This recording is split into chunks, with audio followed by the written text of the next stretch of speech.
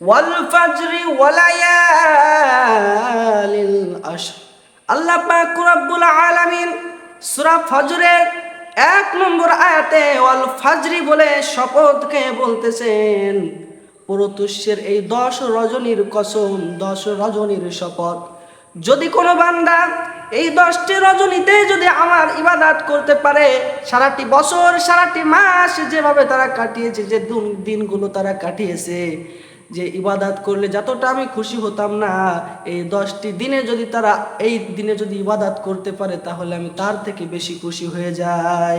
সম্মানিত হাজিরিন, রাসূলুল্লাহ সাল্লাল্লাহু আলাইহি ওয়াসাল্লাম একদিন সাহাবীদের সামনে বলছিলেন, যদি কোনো বান্দা এই জিলহজ মাসের 10টি দিন যদি আল্লাহ পাকের ইবাদতে কাটায়, তো বাকি যে দিনগুলো সে কাটিয়ে এসেছে সারাটি বছর, এই দিনগুলোতে ইবাদত করলে আল্লাহ পাক যতটা খুশি হতেন না, তার থেকে বেশি খুশি আল্লাহ পাক রব্বুল আলামিন এই 10টি দিনে করলে হয়।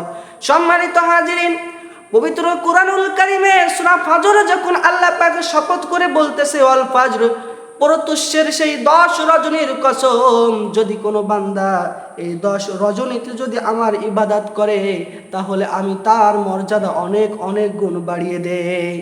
সাহাবীরা তখন রাসূলুল্লাহ সাল্লাল্লাহু আলাইহি ওয়াসাল্লামকে বলছেন, হে রাসূল, এই 10টি দিন কি জিহাদের থেকেও অনেক মর্যাদাবান? তখন রাসূলুল্লাহ সাল্লাল্লাহু আলাইহি ওয়াসাল্লাম বলছেন, হ্যাঁ সাহাবীরা, জিহাদের থেকেও আল্লাহ পাক রব্বুল আলামিন এই দিনগুলোকে বেশি মর্যাদা দিয়েছেন। তোমরা যদি এই দিনগুলোতে ইবাদত করতে পারো, কারণ এই জিলহজ মাসে আছে হজের মৌসুম, আরাফাতের মৌসুম। এই জিলহজ মাসেই আছে অনেক বড় বড় ইবাদত। এজন্য যদি কোনো বান্দা এই 10 রজনীতে যদি একটু কষ্ট করে ইবাদত করতে পারে, তার আমলনামায় এত পরিমাণ সওয়াব, তার উপর আমি এত খুশি হয়ে যাই, তা অন্য কোনো দিনও ইবাদত করলে আল্লাহ পাক রব্বুল আলামিন এতটা খুশি হন না। সবাই বলেন সুবহানাল্লাহ।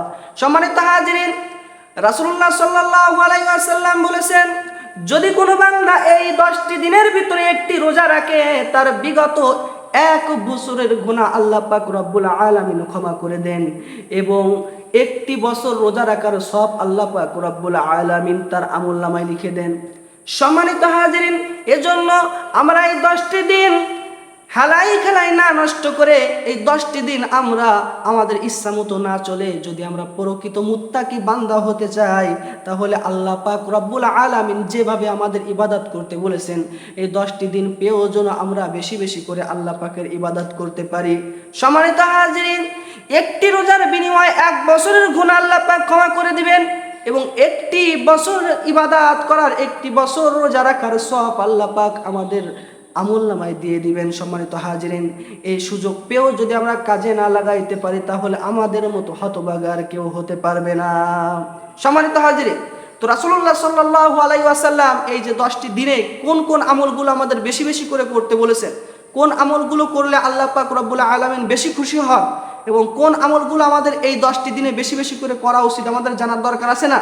অবশ্যই আমাদের জানার দরকার আছে, কারণ এই জিলহজ মাসের 10 তারিখে আমাদের ঈদুল আজহা আসছে। এই দিনে সমস্ত বিশ্ববাসী কুরবানি দিবেন, এবং জিলহজ মাসের যে 9 জিলহজ, এই দিনে আরাফাতের ময়দান অনুষ্ঠিত হয়, হজ অনুষ্ঠিত হয়। এজন্য এই বিশেষ করে আরাফার দিনটা আমরা রোজা রাখার চেষ্টা করব। ইনশাল্লাহ আমাদের শরীর যদি সুস্থ থাকে, আমরা যেন কেউ না রোজা রাখি, আমরা অবশ্যই সবাই রোজা রাখবো ইনশাল্লাহ। সম্মানিত হাজিরিন, তো কোন ইবাদতগুলো রাসূলুল্লাহ সাল্লাল্লাহু আলাইহি ওয়াসাল্লাম নিজে করতেন এই 10 দিনে, এবং আমাদেরকে করতে নির্দেশ দিয়েছেন, সে 10টি আমল আমি আপনাদের সঙ্গে ইনশাল্লাহ এখন বলতেছি।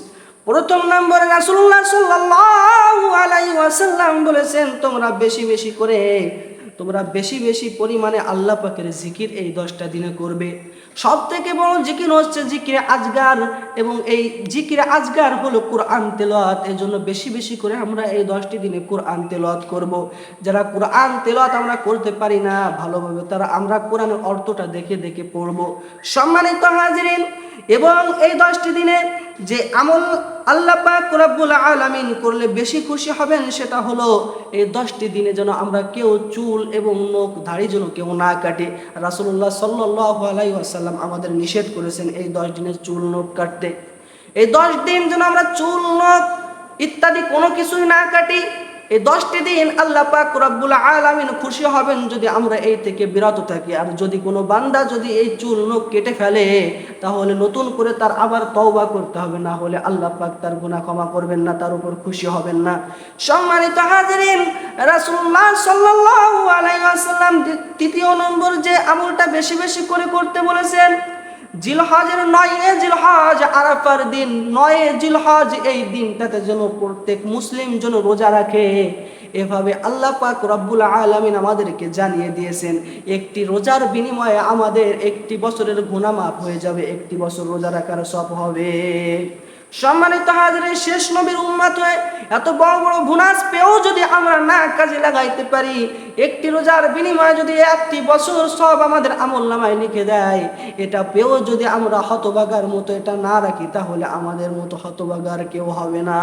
সম্মানিত হাজিরিন, চতুর্থ নম্বরে যে ইবাদতটা রাসূলুল্লাহ সাল্লাল্লাহু আলাইহি ওয়াসাল্লাম বেশি বেশি আমাদেরকে করতে বলেছেন, সেটা হলো বেশি পরিমাণে তাকবীর পাঠ করতে হবে। সে তাকবীরটা কি? আল্লাহু আকবার, আল্লাহু আকবার, লা ইলাহা ইল্লাল্লাহু, আল্লাহু আকবার, আল্লাহু আকবার, ওয়ালিল্লাহিল হামদ। এই তাকবীরটা বেশি বেশি করে আমাদেরকে পাঠ করতে বলেছেন রাসূলুল্লাহ সাল্লাল্লাহু আলাইহি ওয়াসাল্লাম। 5 নম্বরে যেটা বলতে বলেছেন, যেটা করতে বলেছেন, সেটা হলো যথাসম্ভব আমাদেরকে সদকা করতে হবে। এজন্য সম্মানিত হাজিরিন, আমাদের যে সম্পদ আল্লাহ পাক রব্বুল আলামিন দিয়েছেন, এই সম্পদ থেকে আমরা যখন যে অবস্থায় থাকি না কেন, যখন আমাদের কাছে কম টাকা থাকবে তখন কম কম দান করতে হবে, আর যখন বেশি বেশি অর্থ সম্পদ টাকা পয়সা আমাদের থাকবে তখন বেশি বেশি করে দান করতে হবে। এই কিয়ামতের ময়দানে জাহান্নামে যখন মানুষ যাবে তখন একটি ইবাদত এই দুনিয়াতে সে তারা বারবার করতে চাবে, আল্লাহ আপনি আমাদেরকে আরেকবার দুনিয়াতে পাঠান, আমি বেশি বেশি করে দান করব। তখন আর দুনিয়াতে আসা কখনোই সম্ভব হবে না। সম্মানিত হাজিরিন, এজন্য আমরা বেশি বেশি করে এই 10টি দিনের জন্য দান করতে পারি। রাসূলুল্লাহ সাল্লাল্লাহু আলাইহি ওয়াসাল্লাম আমাদেরকে দান করতে বলেছেন বেশি বেশি করে। এবং 6 নম্বরে যে ইবাদতটা রাসূলুল্লাহ সাল্লাল্লাহু আলাইহি ওয়াসাল্লাম করতে বলেছেন, সেটা হলো অবিরত ও অবিচলভাবে দোয়া করতে হবে। অবিচল এবং অবিরতভাবে আল্লাহর কাছে দোয়া করতে থাকা। আল্লাহ পাকের কাছে আমাদের যত মনের আশা আছে, আমাদের যত দোয়া করার আছে, সেই দোয়াগুলো এই 10টি দিনই বেশি বেশি করে আমাদেরকে করতে বলেছেন রাসূলুল্লাহ সাল্লাল্লাহু আলাইহি ওয়াসাল্লাম। এবং 7 নম্বর হচ্ছে যে বেশি বেশি করে নফল ইবাদত আমাদেরকে করতে বলেছেন। নফল ইবাদত যতক্ষণ আল্লাহ পাক রব্বুল আলামিন এই 10 দিনের ইবাদত বেশি পছন্দ করেন, তো আমরা যখন সময় পাবো, অবসর টাইম পাবো, তখন আমরা বেশি বেশি করে এই 10টি দিন নফল ইবাদত করার চেষ্টা করবো ইনশাল্লাহ। এবং 8 নম্বর হচ্ছে যে আন্তরিকভাবে আমাদের আল্লাহ পাক রব্বুল আলামিনের কাছে তওবা করতে হবে।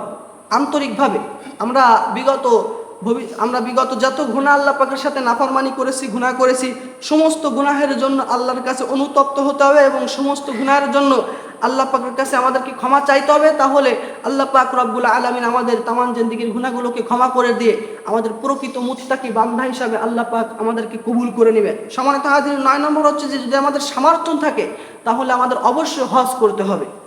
সামর্থ্য থাকলে অবশ্যই হজ করতে হবে, কারণ এটা ফরজ বিধান। আর এটা যদি আমাদের না করি আমরা, তাহলে কোনোদিন আমরা আল্লাহ পাকের সান্নিধ্য অর্জন করতে পারবো না, মুত্তাকি বান্দা হতে পারবো না, জান্নাতি মানুষ হতে পারবো না, জান্নাতে যেতে পারবো না। তো আমাদের সামর্থ্য যদি থাকে তাহলে অবশ্যই যেন আমরা হজ করি। এবং সম্মানিত হাজিরিন, শেষ সেটা হলো আমাদেরকে সামর্থ্য থাকলে কুরবানি দিতে হবে। কুরবানির মৌসুম, এটা তো কুরবানির জন্যই আমাদের বিশেষ আলোচনা। এবং কুরবানির আগেই এই আমলগুলো, জিলহজ মাসের 10 তারিখে কুরবানি, এবং এই 10 দিন কুরবানির আগেই আল্লাহ পাক রব্বুল আলামিন সেই সমস্ত বান্দাদের বেশি পছন্দ করেন যারা এই 10টি দিন বেশি বেশি ইবাদত করে। তো সম্মানিত হাজিরিন, আমরা জানলাম কোন আমলগুলো রাসূলুল্লাহ সাল্লাল্লাহু আলাইহি ওয়াসাল্লাম আমাদেরকে করতে বলেছেন এবং কোন কোন আমলগুলো করলে আল্লাহ পাক রব্বুল আলামিন এই 10 দিনে তার উপর বেশি খুশি হন এবং তার আমলনামায় ভরপুর করে দেন আমলে। তো সম্মানিত হাজিরিন, আমরা যেন এই 10টি দিন খেলায় খেলায় না নষ্ট করে জীবনটা অতিবাহিত না করি, বেশি বেশি করে আল্লাহ পাকের জিকির এবং যে 10টি ইবাদতের কথা বললাম অবশ্যই ইনশাল্লাহ আমরা যেন রাখতে পারি। আল্লাহ পাক রব্বুল আলামিন আমাদেরকে তৌফিক দান করেন। সবাই বলে আমিন। আসসালামু আলাইকুম ওয়া রাহমাতুল্লাহি ওয়া বারাকাতুহু।